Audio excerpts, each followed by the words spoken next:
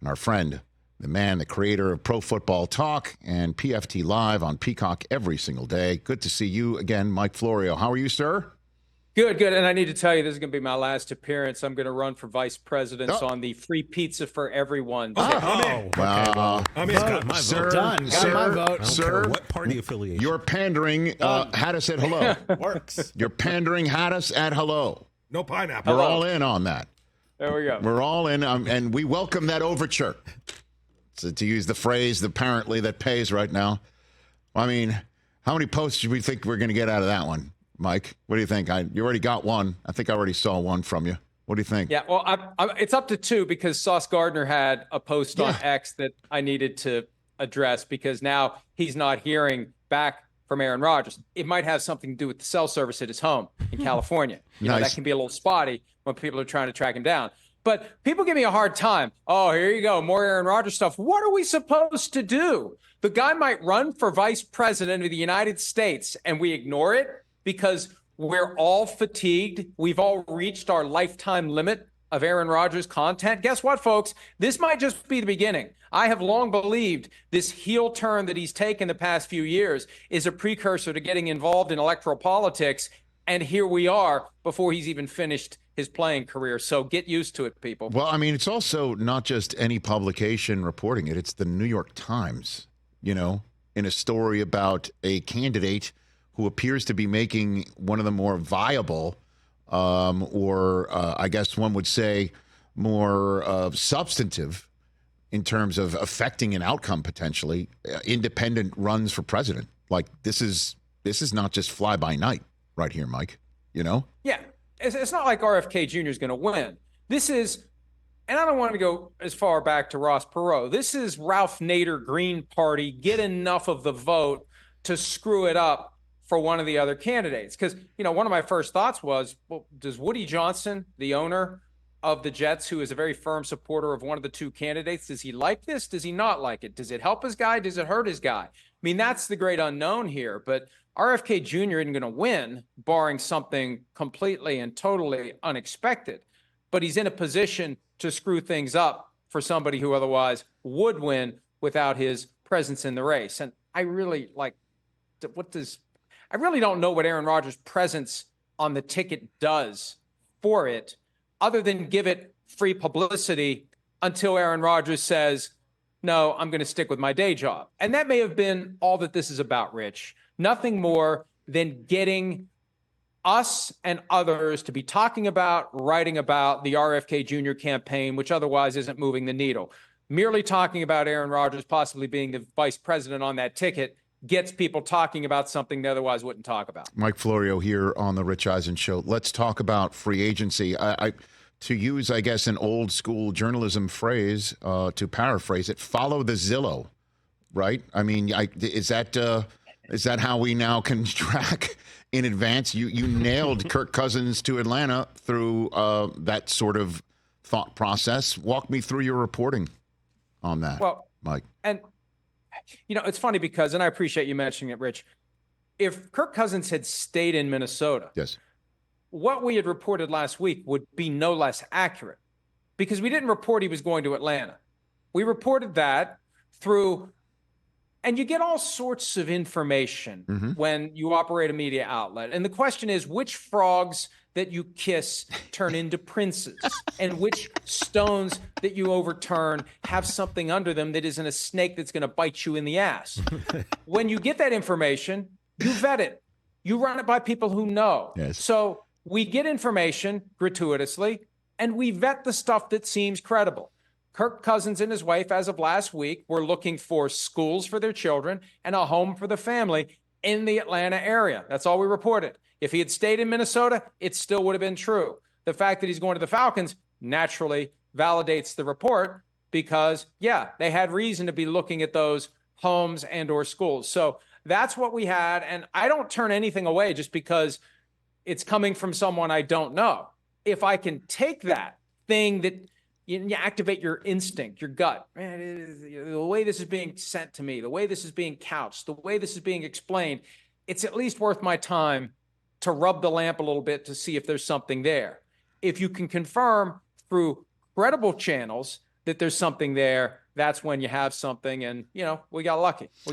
And again, if he had signed with Minnesota, everybody be dragging me this week saying we made it up last week because he didn't sign with the Falcons. So I got lucky that he signed with the Falcons. Well, and it does appear that's the most significant free agent signing right now. And I'm not including teams re-signing players like, say, Chris Jones of the Chiefs. That's pretty damn significant.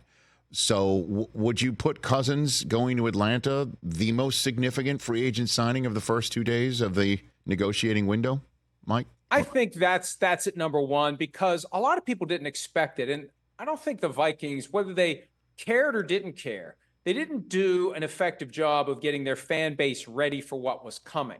Because I think a lot of people expected they would find a way to keep Kirk Cousins around. But they had a number in mind. They weren't going to go above it. There were mixed signals coming from the organization. Kevin O'Connell, the head coach, said on PFT Live from the Scouting Combine 15 days ago, 100% unequivocally, he wants Kirk Cousins back. Well, somebody overruled him because they didn't do what they had to do to keep Kirk Cousins. So that's number one. I'd say number two is either, and look, from a fantasy football standpoint, Saquon Barkley going from the Giants to the Eagles, that's got a lot of sizzle. You throw in the Tiki Barber thing that might have been overblown by Saquon Barkley, but regardless, that becomes an intriguing signing. Christian Wilkins going from Miami to the Raiders is a big deal because he's a disruptive force. He's a guy who can F the play up, as Chris Sims likes to say, from the inside, making it easier for Max Crosby to create havoc on the outside. The Dolphins didn't even tag him. They could have tagged and traded him. They didn't do it. They didn't have the cap space to do it. That's a big deal. Brian Burns getting tagged and traded by the Panthers, a big deal. But yeah, Kirk Cousins was the one. For the guys who changed teams, Kirk Cousins, 6 years after he went to Minnesota, free agent again, unrestricted, unfettered, goes to Atlanta. And now we see how healthy he is, we see how effective he is, and we see what the Vikings do with their door number 2, door number 3, door number 4, door number whatever. Right, and Sam Darnold was the one that walked in, I guess, the first door with the Vikings. And the fact that Cousins went to Atlanta, Baker stayed put, Russ wound up with Pittsburgh, and then you see other teams like the Raiders go in the Gardner Minshew direction. The Commanders clearly setting up to take what looks like Jaden Daniels second overall by signing Mariota. The Patriots getting Jacoby Brissett for assuming a third overall drafted quarterback like Drake May. Leaves just to wonder, where does Justin Fields wind up? Like, what's going on with the Bears and their decision there and the timing on it, Mike? Well, Rich, when the Patriots got only a 6th-round pick for Mac Jones, who was drafted 4 spots after Justin Fields, was a Pro Bowler his rookie year, had a regression in 2022 due in large part to the fact that Bill Belichick thought it would be prudent to make a career defensive coach in charge of the offense. If that's all you get, and he lands at number 2 at best on the Jacksonville depth chart, what are the Bears going to get for Justin Fields? These teams want to go young, all the way down to rookie, the ones that need quarterbacks. And the fact that there were other free agent options available where you don't have to give up any value by way of draft pick compensation to get the guy, that has complicated it as well. And Rich, I've been trying to play this out in my mind. Like, where does this go from here? Is there a deal that's done in the short term? Do they hold him until after the draft? The 18-hour window between the end of round 1 and the start of round 2. Will there be a team that wanted a quarterback in round 1 that gets shut out from the guy they want? And so, okay, we'll do a deal with the Bears for Justin Fields. And if it doesn't happen then, do you run it all the way through the trade deadline and wait for someone to lose a starting quarterback? Is there a way that Justin Fields, Caleb Williams, Bears can coexist? Folks in Chicago think that can't happen. I was just on the Score before joining you. They say they got political signs in the yard signs. Justin Fields is our quarterback in Chicago. That's how big of a deal it is. And I'd like to say to those folks, if you really believe that, then the fact that no one's offering anything of value for a guy who's clearly available should tell you maybe you should revisit your position. But regardless, it's a big mess for the Bears. They need to figure out when to declare victory and retreat on this one. So if they're putting yard signs out for Justin Fields in Chicago, does that mean Tyson Bagent is the vice president? Mike? Yeah, I don't know. That's true. I'm just, well welcome and thank you. Just trying to be current. But in all seriousness, though, what you said about how teams want to go young at quarterback, I kind of find this fascinating to me because last year, let me get this number right. I got this from Jack Andrade, NFL Network researcher, yesterday. I should have written it down rather than trying to find it in my phone live. Here it is. There were last year 67 different starting quarterbacks, and that was 4 behind the 71 the year before. The number of times that you're going to need a quarterback to keep your season alive, to keep your season going, to make sure it doesn't go south like, say, the Jets last year. And we can make more examples of that.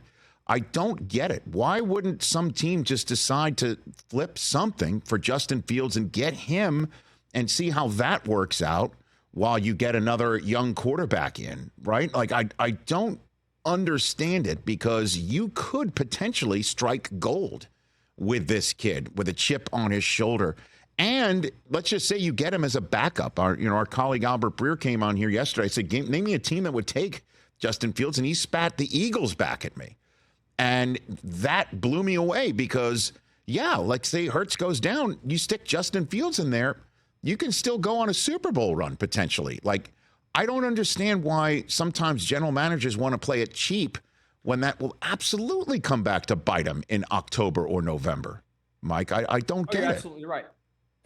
I think here's the problem. It's a practical matter. And anytime a quarterback gets a contract that has a no trade clause in it, I will inevitably say a no trade clause doesn't matter for a starting quarterback, because if that guy doesn't want to be on a given team, that team is never going to touch him, because he's the heart and soul of the team. He's the face of the franchise. He's the guy who sets the agenda for everyone else. He comes early. He stays late. He works on Tuesday, except for one guy who doesn't work on Tuesday, but he's there all the time. He's your guy. You can't have him on your team if he doesn't want to be there. So if you're going to trade Justin Fields to be a backup somewhere else and he doesn't want that, that becomes a problem.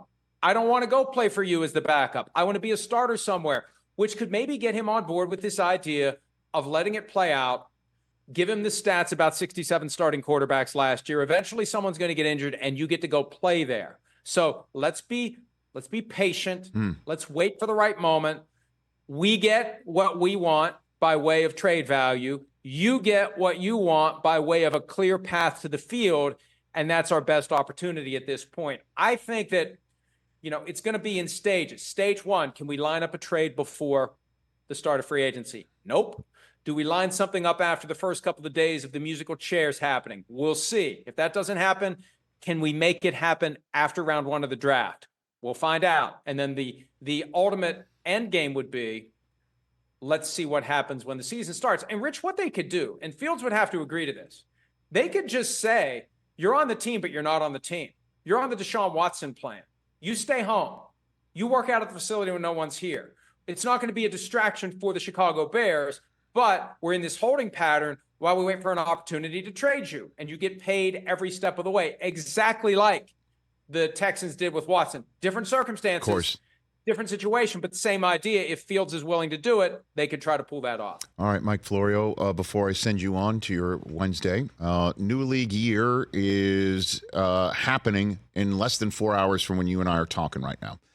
And Dak Prescott is still on the cap for the Cowboys for just shy of $60 million, second largest cap hit in the NFL this year. And as we are talking right now, right up on the screen is the current haul for the Dallas Cowboys in the free agent negotiating window. All in, baby. All in. Right. And so what in the world is happening in Dallas, best you can tell, Mike? Hey, look, they've got to get this situation figured out with Dak Prescott. Now, the easy thing to do is activate their prerogative to restructure, drop the salary down. I think the new cap number would be $40 million instead of $59.4. The problem is that money gets kicked into next year. They're looking at $95 million or thereabouts over the next 2 years in cap charges for Dak Prescott, and he's only under contract for this year. If he leaves after this season, they have a huge cap charge they're going to take on the back end of him not even being around.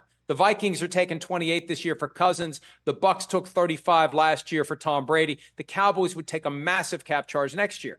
They've got to get this cap number down, and then they have to turn their attention to CeeDee Lamb, who's ready for his new contract. Micah Parsons, I don't think Micah Parsons should set foot on a football field until he gets his second contract. Then what are they going to do to make the team better around those guys? They're in a huge, huge mess, and it's all because they drag their feet for too long when Dak Prescott originally was eligible for a new contract. And Rich, this is the one truth that every team needs to pay attention to. It's playing out now with the Vikings and Justin Jefferson. It'll happen in the future with other players and other teams.